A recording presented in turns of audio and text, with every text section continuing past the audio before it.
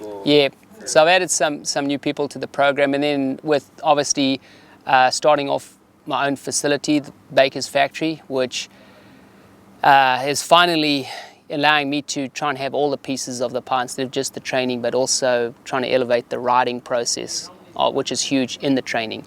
So I've added some more guys that are at the factory, and that's obviously Kenny's, the main guy, and then Adam, and then Jason Anderson has moved down there. Marvin Muskin has also moved in, so I feel like I've got a good group. And then Ryan Dungey is not full-time down there with me because he obviously has his own place that he rides at, but he will be, joining in with the program to give him some structure, and then also he'll be coming down there for periods of riding and training. So I feel like I've got a really good group of guys, very professional, very motivated. So I'm really happy with it. I think we're going to have a good year, and my goal is to better each and every one of those individuals, with regards to the racing. It's weird.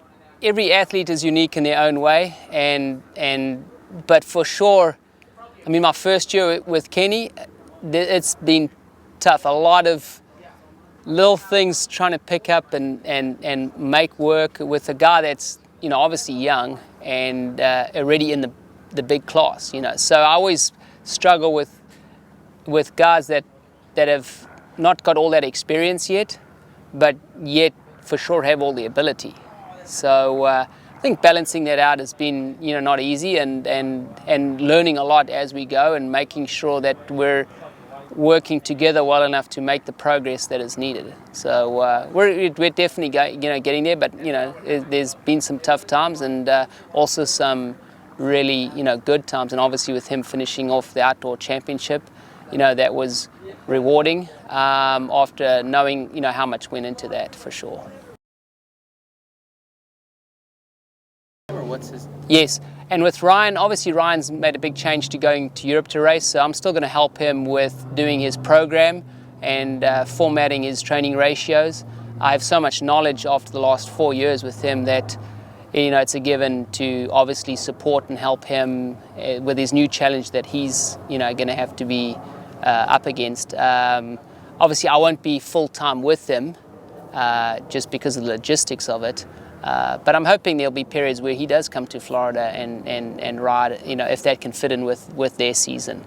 But overall, on all the training and ratios and that, I'm helping him, and obviously his teammate Tyler Rattray, to kind of putting a plan together that benefits both of them in order for both of them to help each other.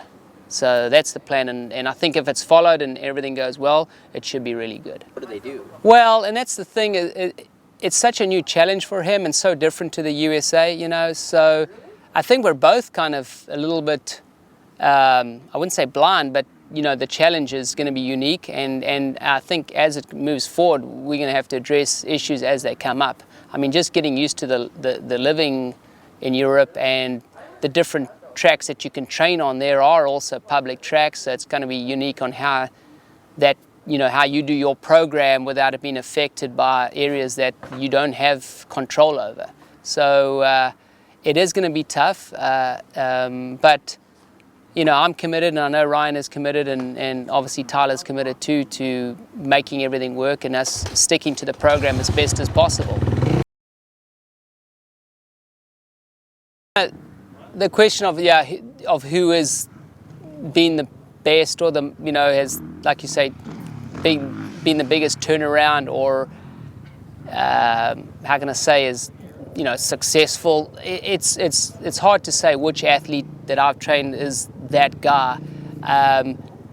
They're so different in their own ways, and also as the era has changed and evolved, it's hard to compare.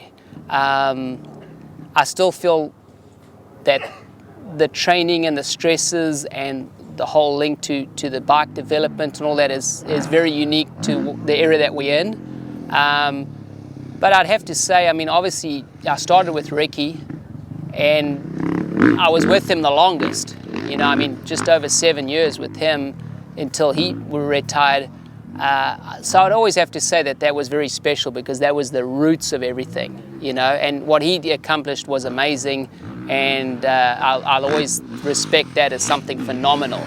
But going forward, I've had such, I've been blessed to have such good guys that I've put my program, into their deal, and had their commitment. And I think it is like a team deal, where they've got to listen to you, and they've got to trust you with what you're telling them. And I also trust that they are going to give it 100% and be committed. So I always respect that every one of the guys that I've had for whatever period has done that. It's been phenomenal.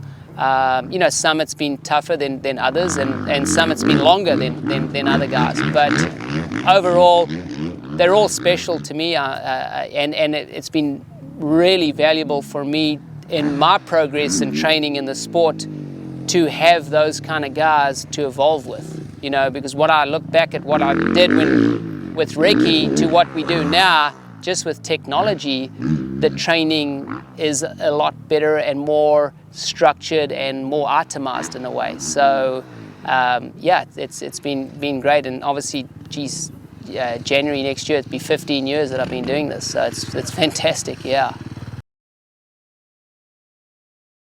Well, the future, I think, is trying to have more control over more areas that you can bring in line with bettering the athlete. So obviously the training is evolving. I think we have a lot more better, just the software and training equipment with Polar alone, and measuring power and lactate and all the things that make the training easier to monitor has all evolved. And there's newer devices coming out now with GPS that we can monitor everything, forces on the body, the whole system. So that's evolving. What I'm also trying to do for the future is, with the facility especially, is elevate that riding part, meaning that track changes are done more often, the control of having it as close as possible to race scenarios is brought in a little bit more, instead of that being kind of left out in the air, or kind of, it's a tough decision to make when you have to, want to try and make it better, but you're also on a budget and you're trying to, so all these little areas, I think that ideally what I would like to see is your one-stop place where the athlete can come and have the best tracks to ride on, have the most changes to those tracks to suit his weaknesses to make that better. And then obviously the training, everything in one area, so that the logistics of it is made a lot easier. Just coming out to California for testing and all of that is tough on logistics, but the whole purpose of being on the East Coast is to try and elevate that in a way, and also for travel and to make the job of the athlete easier, but to make him better at the end.